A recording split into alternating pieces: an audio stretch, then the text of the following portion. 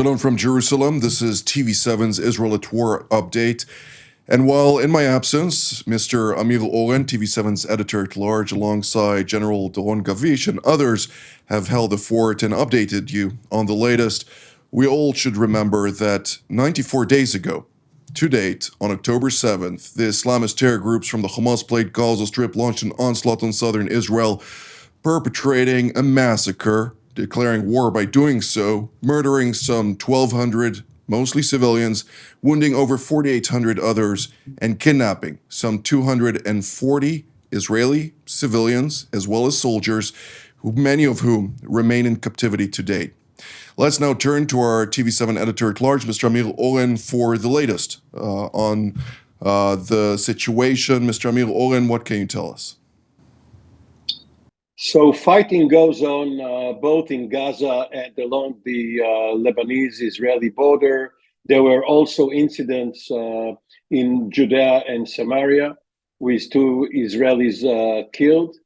But the main diplomatic news of the day is the visit by Secretary of State Blinken to the region.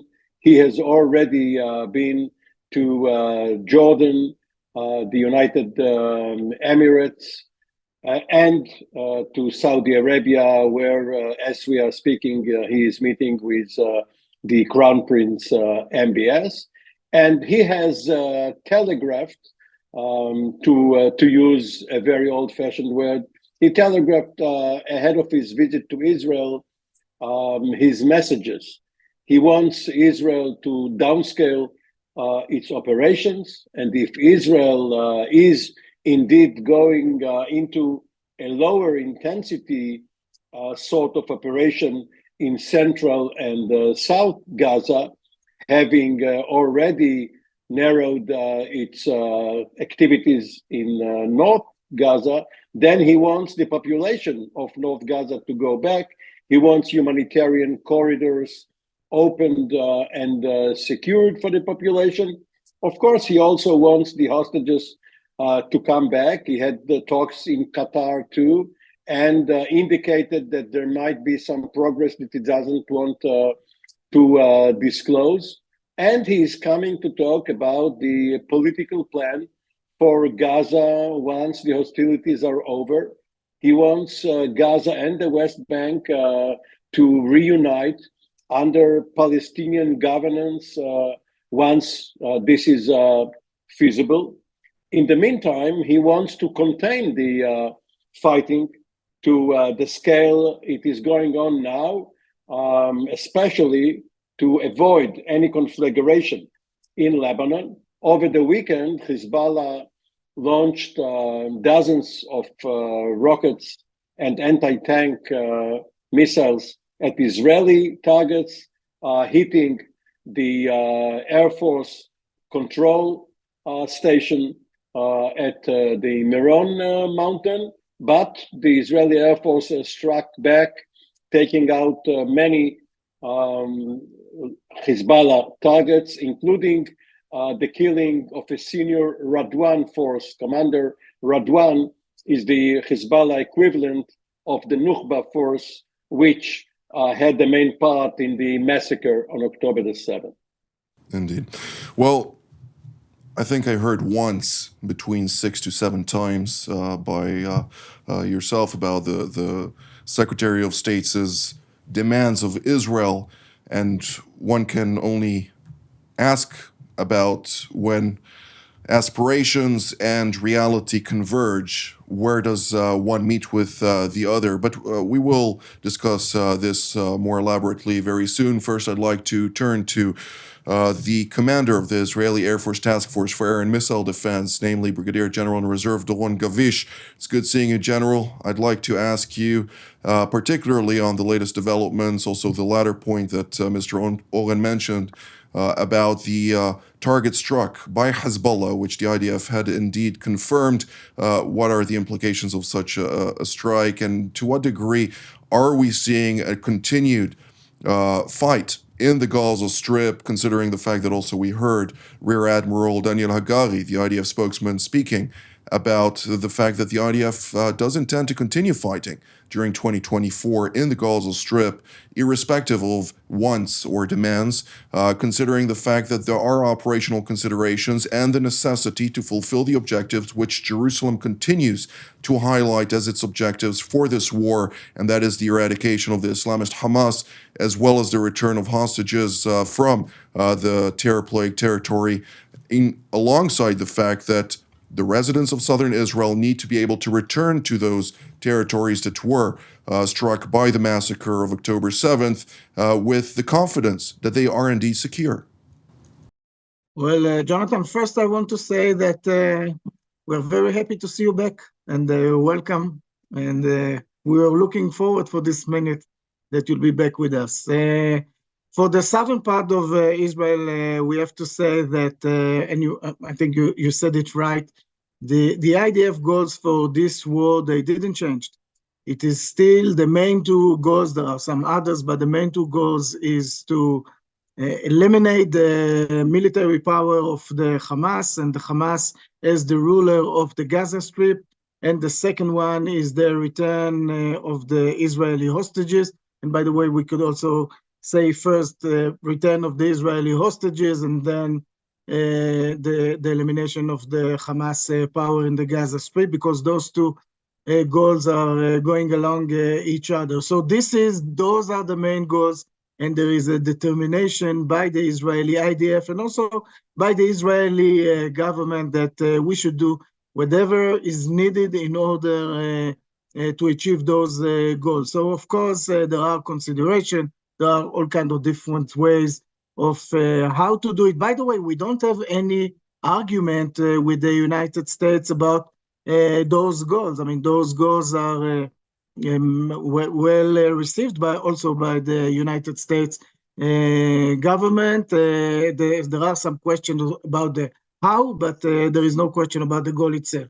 We could say that indeed in the northern part of the Gaza Strip, the fight is not in the same intensity as it was in the previous weeks, because most of the area is already been controlled by the IDF, and so we could really decrease, I would say, the level of fire in this area. In Khan Yunis area, this is an area that the IDF is still under a heavy fight with the Hamas. We have around 7 brigades which are around Khan Yunis and pressing the Hamas. Presumably the Hamas leaders are over there, and this is something which is still going on. And of course, alongside with those, the corridors for the humanitarian aid, and this is something that is continuously being done by the IDF. So this is in the southern part. In the northern part, of course, we saw a few days ago the strike against El Aruri, the deputy of Hania, the Hamas leader, and we saw that the Hezbollah answered with a barrage of rockets and with the anti-tank missile. So the Israel, there was one of the attacks was on the Israeli Air Force air control unit. By the way, just so our viewers will understand that the job of the air control unit is, as it is called, is to control the air picture over the northern part of Israel. But we also have to say that there is a lot of redundancy. There are radars all over the place, and the system as a system of controlling the air is still operating, and it was not hurt, and whatever was hurt would be, of course, fixed. But we did see in the last few days, I would say, kind of a escalation in the northern part of Israel. Although we have to say that still the Hamas is striking military positions not so far away from the borders. So if we're looking on the acts of the Hezbollah, it seems that the Hezbollah still doesn't want to go to what is called a full-scale war, and is keeping his way of fighting on those exact and talked rules between both sides to keep the level of fighting under the threshold of a full-scale war. Indeed. Thank you, General Kavish. Let's now turn to Washington, D.C., where we're joined by retired Brigadier General Mark Emmett, a former Assistant Secretary of State for Political and Military Affairs, amongst others.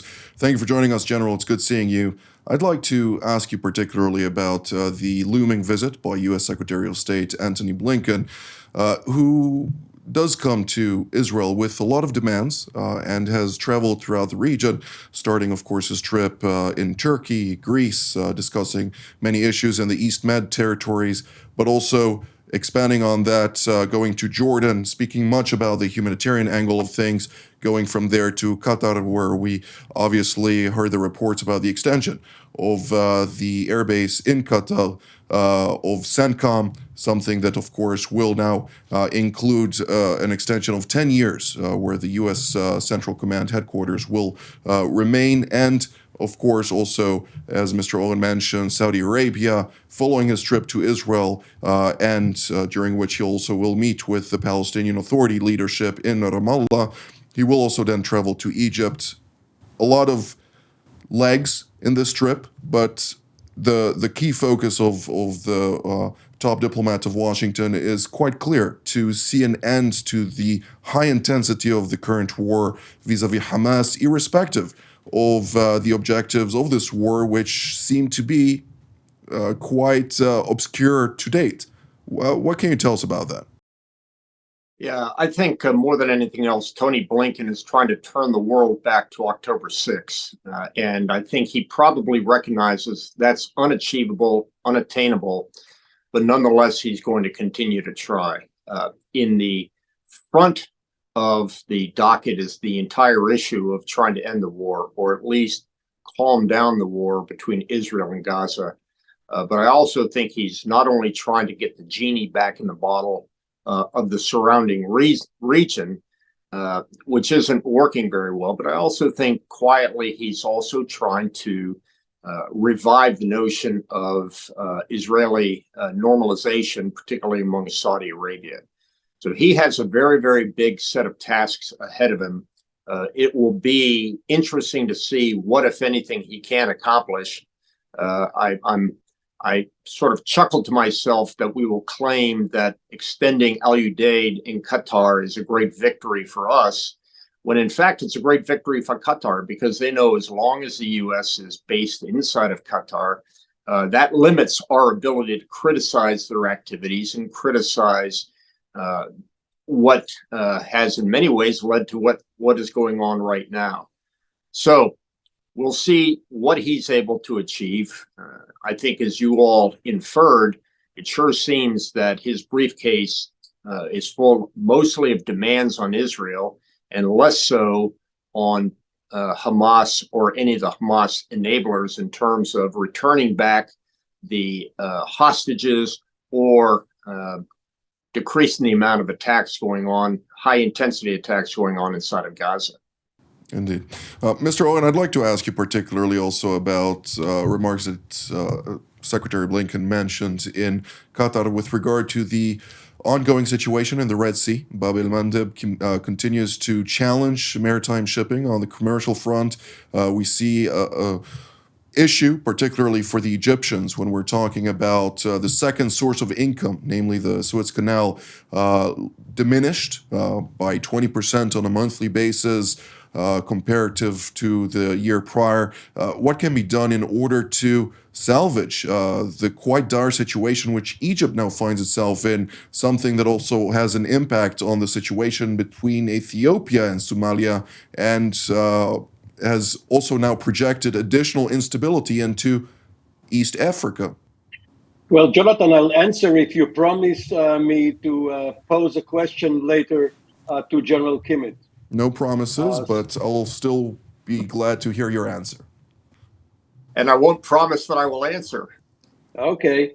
Now, the out of the two carrier task forces sent over in early October, right after the fighting started, the USS Gerald Ford is already sailing west, already in the Atlantic, approaching its home port.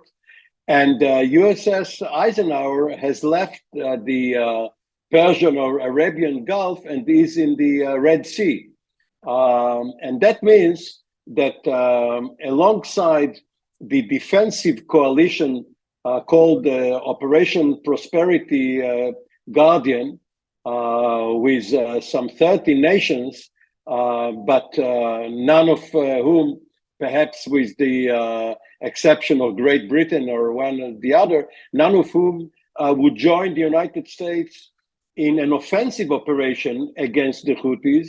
In addition to that, coalition which is indeed devoted to keeping the sea lines of communications open, shipping, world commerce, and all of that. Blinken talked about it, and others too. Should the Houthis go on with their harassment of shipping, the United States will respond offensively. It already did on a very, very minor scale when helicopters attacked the boats, the small boats, which attacked shipping. But no attack has been conducted against a land target out of which those missiles are being launched. And yes, you are right. Egypt, up to now, has been quite dormant. It has been noted that China, too, even though it is dependent on shipping, maybe there are diplomatic channels at work between China and Iran, Egypt and Iran. But yes, and Ethiopia, as you said, now with its efforts to get the port facilities at Beira, at Somaliland, also is playing a role in the Horn of Africa. Now, the question I wanted to pose to General Kimmich is, you were, or conversely, General Austin was a year ahead of you at West Point in the 1970s. And all of you cadets acted according to a code of honor, presumably.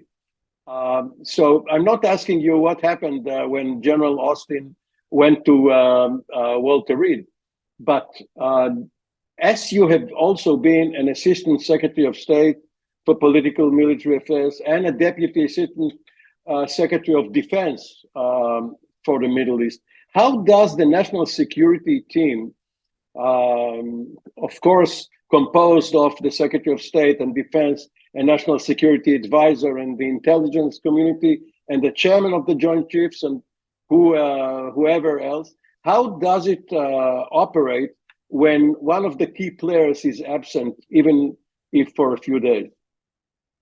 Well, it's very simple. As I said earlier off camera, we all have deputies, and everybody here who has worn a uniform certainly understands that if something happens on the battlefield, the deputy has got to be ready, willing, and able to stand in immediately. In the case of Secretary Austin, if he didn't have full confidence that his deputy and other deputies inside of the Defense Department couldn't pick up the guidon, as we say, when he was down, then he's picked the wrong deputies. So I don't believe that the Department of Defense skipped a beat in terms of its ability to conduct all of these operations worldwide. Well, I thought you will have some comment on the U.S. Military Academy at West Point during your mutual time there, but you preferred to pass on that. No, not at all. I don't think it has anything to do with the code of honor. It's clear that he didn't lie to anybody. Nor do I think he quibbled, as we used to say. Look, let's be very clear. The lower level staffs at both the National Security Council, the Joint Staff, everybody knew at that level that Austin was going over to Walter Reed. It's in people that have his calendar, which is probably 10 to 12 people in the Department of Defense alone, knew he was going over there. And they probably found out very quickly that the minor procedure had some complications, which caused him to stay there a couple of more days than we had thought. So I think the quibbling is actually outside of the Department of Defense and the Pentagon Press Corps, the National Security, the Office of the President. I think there's some quibbling going on there about who knew, when did they know it, and the fact that it wasn't passed on to the National Security Advisor nor the President is probably indicative of the fact that nobody really thought it was a big deal.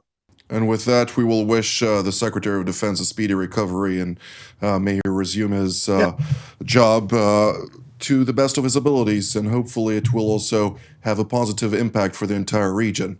But let's now turn to General Gavish. I'd like to ask you particularly also about the issue emanating from Yemen, particularly the Houthis, considering the fact that it is quite apparent that they do not truly have substantive impact when we're talking about their surface-to-surface capabilities vis-a-vis Israel's territorial landmass, but nonetheless, their ability to project fear and to attack repeatedly the waterways or maritime shipping in the Strait of Bab el-Mandeb, it does impact the economic scope, both of Israel and adjacent countries, including of the international community. And therefore, to what degree is there a capacity to thwart their ability from doing so? And is it only on a defensive operation that we can see such a result, or can we expect something more aggressive in the next several weeks? Well, indeed, Jonathan, when you look on the threat from a pure military point of view, the few missiles and the UAVs and the other means that were sent by the Houthis toward Israel, so we should say that literally 100% of them were intercepted, some of them by the US forces in the Red Sea, some of them from the Israeli forces, of course, the air unit that intercepted the missiles, and some of them by other actors in our region. So again, from a military point of view, at least directly toward Israel, the challenge is what I call a certain challenge. The Bab el-Mandeb issue and the freedom of shipment in this area, of course, this is a much strategic issue that needs to be taken care of. But I think that, and you know, we all know that the United States already organized a coalition which is being there in this area. I think from the Israeli point of view, it would be better that the coalition would take care of whatever is needed in this area, because the situation, by the way, is not only influencing Israel, it is influencing Europe and worldwide. I think it would be for Israel interest and for the regional interest that this, I would say, would be taken care of by the US coalition, and at least from a military point of view, of course, that you cannot stay in the defense for all over the time. It's not enough. There is a point that you have to go to the offense. I'm sure that this is also something that it is on the table for this coalition led by the United States. But for sure, if we're looking on the long run, if the Houthis will continue with what they are doing today, I'm sure that the day would come that the forces, the coalition forces led by the United States, would probably move also to the offensive. Thank you, General Gavish. General Kimmett, I'd like to hear your reaction to this as well, but I'd like also, if I may expand on that, Mr. Oren mentioned the fact that we see already one carrier strike group disengaged from the region. There is diminished friction of the U.S. deployment with adversary forces at a time when we still see an escalatory trend by Iranian proxies directed both at U.S. forces as well as partner and ally forces throughout the region. And it seems like the red lines have been crossed time and again in the last several weeks. And yet the reaction, other than some rhetoric that indicated some intent is limited to that. Yeah, 2 points. First of all, on the issue that Doron was talking about regarding the Bab el-Mandeb and the Suez Canal, the fact remains is that shipping is not going into the Red Sea in any significant amount because of the current situation. But I would add on to that the other equatorial canal, the Panama Canal, is experiencing problems right now because of drought conditions. So the two ways for east-west transit on the equatorial routes, the Suez Canal and the Panama Canal, are both under significant pressure. That is going to have a knock-on effect until both those situations are solved. It's going to cost more in shipping. It's going to cost more in products. Candidly, China is not too concerned because they're most concerned about oil coming into the country, and that comes through from Iran and doesn't have to go through the Bab el-Mandeb and from Saudi Arabia as well. To your question, I think it's important to recognize that, yes, a aircraft carrier left, the Ford left, but the Bataan Amphibious Ready Group took over that mission. The Bataan itself has a significant jump jet and helicopter capability. So I think in the wisdom or the judgment of the Joint Staff and the Department of Defense, that the Bataan Ready Group and its associated platforms surrounding it was enough to generally take care of the situation.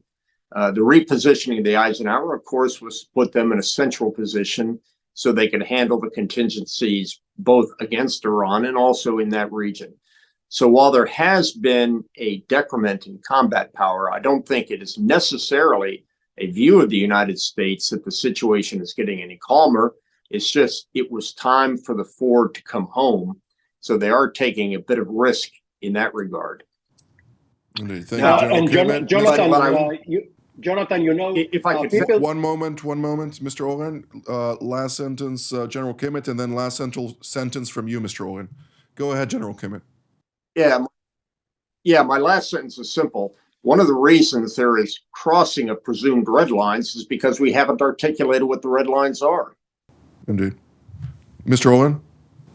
Well, you know, people tend to take for granted bases and overflight rights, but it's a very delicate issue. And if the Iraqi Prime Minister al-Sudani threatens to revoke the hospitality for U.S. forces in the country, it means that the U.S. cannot respond at will to any minor attack by the Iranian proxies. Mr. Owen, you can't say such a statement without a response from General Kimmett, so go ahead, General Kimmett. Yeah, very quickly. I think it's more than a threat this time. I've seen this play out a couple of times in terms of the parliament taking the proposal to the prime minister, and the prime minister said no. In this case, Sudani said yes. He is moving along in that direction. It's not only the issue of the Iranian proxies, but it's also the issue that if we leave Iraq, it will significantly affect, if not end, our ability to keep ISIS contained inside of Syria. And it would also, of course, mean that the Iranians would fill that void. General Gavish, closing statement? Well, I think, there are a lot of talks around those visits and the international pressure, but I want to emphasize that the IDF is determined to achieve the goals in the Gaza Strip and to eliminate the power of the Hamas and to bring back the hostages. With that, we will have to end our update for today. I'd like to thank General Kimmett, General Gavish, and Mr. Oren for taking out of your times to update us on the latest. I'd like to thank all of you at home as well. Until our next update this evening, of course, TV7 Israel news at 9 p.m. Jerusalem time. For me here in Jerusalem, Shalom.